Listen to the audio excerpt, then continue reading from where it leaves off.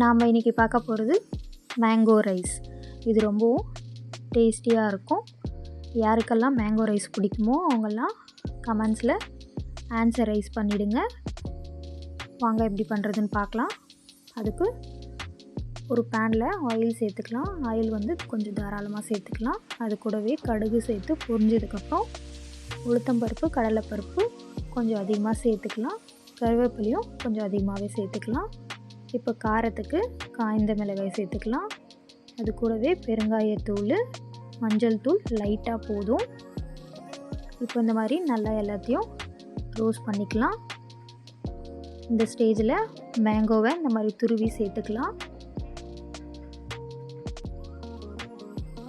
இப்போது மேங்கோ சேர்த்ததுக்கப்புறம் ஒரு 2 மினிட்ஸ் மட்டும் வதக்கினா போதும். ரொம்ப நேரம் கொலைய வேக விடக்கூடாது.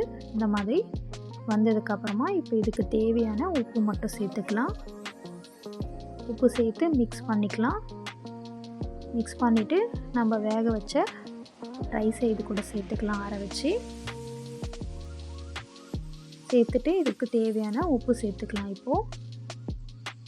இப்போ எல்லாத்தையும் நல்லா ஈவனாக அந்த மாதிரி மிக்ஸ் பண்ணிட்டா நம்மளோட டேஸ்டியான மேங்கோ ரைஸ் ரெடி. இப்போ இதில் தாராளமாக கொத்தமல்லி சேர்த்துக்கலாம். இது ரொம்பவும் சிம்பிளாக டேஸ்டியாக இருக்கும். நீங்களும் ட்ரை பண்ணி பாருங்கள். கண்டிப்பாக உங்களுக்கும் பிடிக்கும். யாருக்கெல்லாம் மேங்கோ ரைஸ் பிடிக்கும்னு சொல்லுங்கள். எங்கள் வீட்டில் எல்லாருக்குமே மேங்கோ ரைஸ்னால் ரொம்பவே பிடிக்கும். ட்ரை பண்ணிவிட்டு எப்படி இருந்துச்சுன்னு எனக்கு கமெண்ட் பண்ணுங்கள். வீடியோ பிடிச்சிருந்தா லைக் பண்ணிவிட்டு சப்ஸ்கிரைப் பண்ணி வச்சுக்கோங்க ஃப்ரெண்ட்ஸ். நெக்ஸ்ட் ரெசிபி என்ன வேணும்னு கமெண்ட்டில் சொல்லுங்கள். Bye friends.